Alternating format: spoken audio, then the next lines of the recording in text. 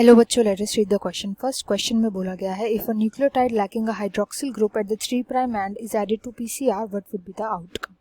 A. No additional nucleotide would be added to a growing strand containing that nucleotide. B. Strand elongation would proceed as normal.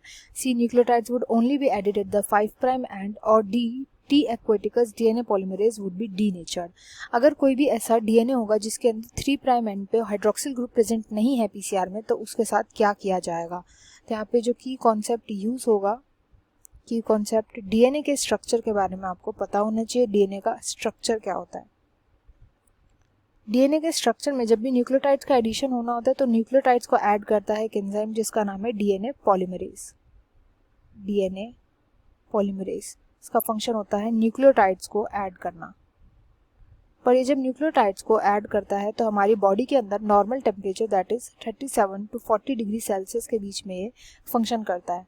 जबकि polymerase chain reaction that is PCR के अंदर, जिसकी इस question में बात की गई है, पॉलीमरेज चेन रिएक्शन पीसीआर, इसके अंदर जो यूज किया जाता है डीएनए पॉलीमरेज, ये हमने थर्मस एक्वाटिकस से लिया होता है, दैट इज टी एक्वाटिकस, जो ऑप्शन 4 में बोला गया। टी एक्वाटिकस का डीनेचरिंग नहीं होती हाई टेम्परेचर पे। Polymerase chain reaction high temperature पे 50 डिग्री सेल्सियस से लेकर के 100 डिग्री सेल्सियस के बीच में देखने को मिलता है, एंड इसमें इसकी डीनेचरिंग नहीं होती, इसलिए हम ये वाला डीएनए पॉलीमरेज यूज करते हैं। तो ऑप्शन 4 इनकरेक्ट हो जाएगा क्योंकि इसका हाइड्रोक्सिल ग्रुप से कोई लेना देना नहीं है। नेक्स्ट सी ऑप्शन बोल रहा है nucleotide would only be added at 5 prime end. तो न्यूक्लियोटाइड्स का एडिशन कभी भी याद रखना है 5 प्राइम एंड पे नहीं होता, 5 प्राइम एंड से कभी भी स्टार्ट नहीं होता। डीएनए पॉलीमरेज हमेशा फंक्शन करता है 5 प्राइम से 3 प्राइम एंड पे, मतलब कि जैसे ये है हमारा डीएनए का स्ट्रक्चर, तो इस डीएनए के स्ट्रक्चर में जब 5 प्राइम से 3 प्राइम स्ट्रैंड को वो कंस्ट्रक्ट कर रहा होगा तो जो 5 प्राइम एंड है वहाँ पे फॉस्फेट प्रेजेंट होगा, एंड जो 3 प्राइम एंड होता है वहाँ पे प्रेजेंट होगा OH ग्रुप। एक OH ग्रुप का प्रेजेंट होना नई स्ट्रैंड के सिंथेसिस के लिए बहुत ही ज़्यादा इंपॉर्टेंट होता है, क्योंकि OH ग्रुप जो होता है, OH ग्रुप शुगर का OH ग्रुप, ये बॉन्डिंग करता है फॉस्फेट के साथ।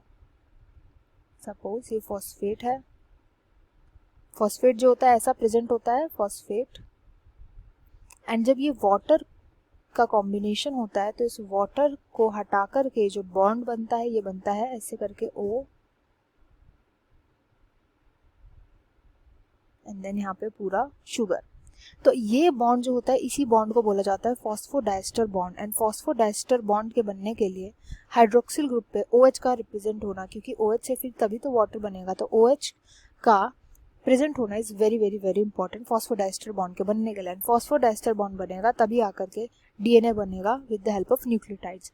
तो इसलिए यहाँ पे जो राइट आंसर होगा इस क्वेश्चन का वो होगा ऑप्शन ए, कि कोई भी एडिशनल न्यूक्लियोटाइड्स का एडिशन नहीं हो पाएगा, वो ऐड नहीं हो पाएंगे ग्रोइंग स्ट्रैंड पे, क्योंकि इनके पास OH ग्रुप नहीं प्रेजेंट 3 प्राइम एंड पे।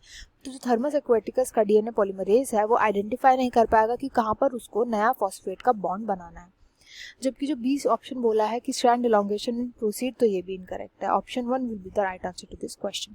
आई hope you understood well. Best of luck and thank you.